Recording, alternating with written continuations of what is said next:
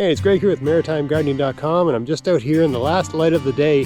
Thought I'd show you something out in the garden here, and discuss a point that a guest of mine made once on my podcast, Stefan Sokowiak, a permaculture gardener. He said you always get out in your garden on different kinds of days, when it's raining really hard, when it's really, really cold, when it's snowing hard, things like that, so you can see how things work during those extreme conditions. Okay, so that's what I'm doing today. It's raining, it's been raining all day, it's been raining all weekend, so we've had a lot of rain. And what I'm interested in is how my garden handles drainage, and how the new pond I put in is performing in terms of how it's handling water. So here's the pond, okay? And you can see it's quite full, okay? And you can see that the outflow tube, if you listen carefully,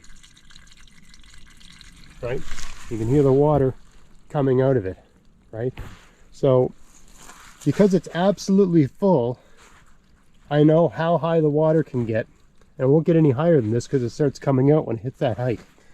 I also know that it fills up really good. I mean, and this is deep. Now here, we got a shovel. Okay, I'll put that in.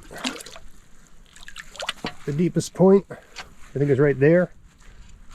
Right, so yeah, we're a good 4 feet deep. Right, so I know I got a nice deep pond, although it's quite muddy and quite cloudy as is, right? But I know that this fills up really well. I also know, and I don't know if you can see this, but in terms of drainage, right, so I got a hill here, and the rain comes down the hill. There's not too much water accumulation here, but you can see the water here, right? And all along here, everywhere I step, it's wet, right? So I don't have that same effect over here, right? Here, I don't have water accumulation. It's been raining for days. Right over here, it's wet, okay? So the water comes down the hill, all right? Drains out here. It's not going into my pond. It's actually turning. I can see it, right? See, it's wet here, right?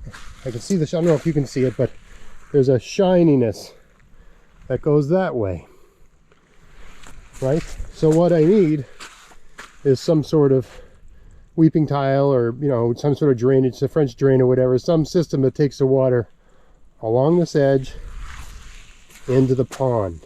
Okay, so it doesn't go over there. I also noticed when I came out here that water had accumulated here, okay, and what I noticed was that, this is before I turned the camera on, the water was not draining out of this pipe. There was a bunch of crap plugging it up, even though I put that mesh in front, right? So it wasn't draining. So instead of the water going through the pipe, it goes into an underground system here, and it goes all the way down that way. It had filled up above the pipe, and it was draining out through this wall. That's why I've got this accumulation here. It's literally coming through this material, right? So in the spring, when things warm up, I plan to actually make this whole barrier here all the way to that water line, and a little bit lower, maybe 6 inches lower. That'll all be concrete, keep water from seeping through this way, to guide it into that pipe. So I'm going to have to put something around this pipe as a sort of primary filter, so that all this crap doesn't gum up that, right? So I have to do something a little more sophisticated so that this drainage pipe does not fail and continues to do its work. One good reason to come out when everything's at its limit, okay? I've also noticed, it's been raining for days, but this is filled up way more than my old goldfish pond over here, right? So I mean, this pond has filled up with water, and it's deeper than it normally is. The goldfish are all hiding right now because I guess the sun's gone. It was no sun, but this one took days to get this deep. The other pond, after the first day of rain, it was all the way full to that drainage pipe. It had filled up completely, right? This one has no drainage pipe. All it does is fill, and it is never, you know, flush, right? So the new pond fills with water much more efficiently, meaning that whenever I have a good rain all season long, the new pond, not this one, will quickly acquire and take on water. Another thing I came out to look at today was up here. I've done some messing around up here with a pickaxe. This is a kind of an experiment, right? So here's the pond down there. And what I've done is I've made a river. You can actually see there's water moving down. I imagine that this was like at scale, right? So this is a ditch that's about 10 inches deep and about a foot wide. And there's a tiny trickle of water going down there. But if you pretend that that was a lake, well, this is a river. This is a mountain stream. And the water's coming all the way down. So I angled one off that way to capture everything coming off there. Right, this sort of T here. Right, I got one coming down there. And I got another one over there to capture everything coming from that angle. Right? Let me get this, give you a sense from above. Right, so I got a river, and another river there. And this needs to be extended a little further. I ran out of gas. Right, you can only swing a, for me, pickaxe. Got about half an hour of that in me. And it was pouring rain the day I came out to do this. I just decided I wanted to get outside. So this one will go a little further over there, right, to capture everything coming down that side. Right, so what I'm doing by using these little rivers or creeks, micro river, micro creek, is turning this entire hill into a water collection system. And so everything coming down the hill will go into my pond. Over here, I can just tell by the way the foliage looks that water drains down this way. So I'm going to dig a ditch to guide it away from my garden. Because I don't want that, there's a row of trees there. I don't want that area flooding and getting too wet because it's not good for trees. Right, so I'll have a ditch coming down that all this water, you can see, look, I dug this hole right here.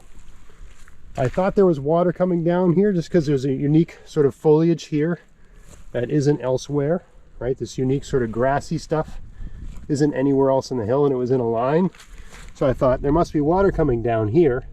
I dug a hole about the size of a football, and look at that, it's full of water. So the water is coming down here, right? So I want to take it and guide it, not towards my garden, but away from the garden, right? So that I don't have too much water accumulating around the roots of the trees down there, the row of apple trees and stuff, right? And compromising my blueberries, row of blueberries, right? So yeah, just some playing in the rain, right? Good to get out during these conditions.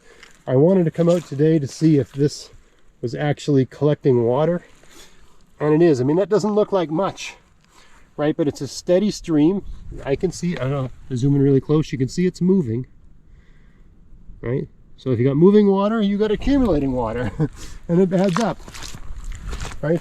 Over the next few, right now, this is bringing very muddy clay water into the garden, right? But over time, I'll get mosses and vegetation, things like that will just start growing in this ditch, and that'll just naturally clean the water as it comes down, right? But the reason I'm doing all of this is so that in the summer months, when it's hard to keep the water levels up in the pond, this hill will be helping to do that. Take advantage of this natural feature, guiding the water down the hill into the pond. So I've always got lots of water, and the things that are living in the pond have all the water they want.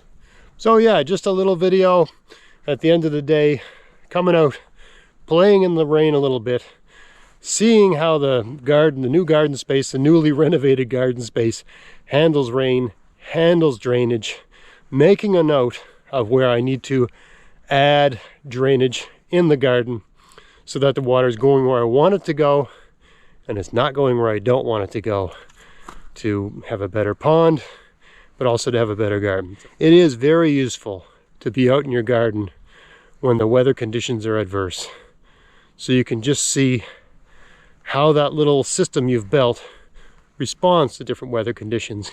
It helps you understand, you know, how well you've set everything up. Well, I know I've got some work to do with drainage here, and I've made notes, and I know what I need to do here now. I know where the drainage needs to go. I know what needs to be done, and you know, hopefully it's almost like a kind of stress test, right? So that I can have a plan to make things better the following spring. So I hope you found that interesting. If you did, please like, share, subscribe, and until next time, get out there, get at it, have fun in your garden. Thanks for watching. Hey, if you want to help support everything I'm doing here, go to Veseys.com to buy whatever you need for your garden this year. And use my coupon code GAVS23 to get free shipping as long as there's a pack of seeds in the order and there's no oversized items in the order. Check out the description box of this video for details. You can buy everything you need from Veseys. They have seeds, fruit bushes and trees, soil amendments, pest solutions, tools, clothing, and lots of other stuff too. So yeah, if you want to help support everything I'm doing here and they sell something you need, buy it from them using my coupon code, and happy gardening.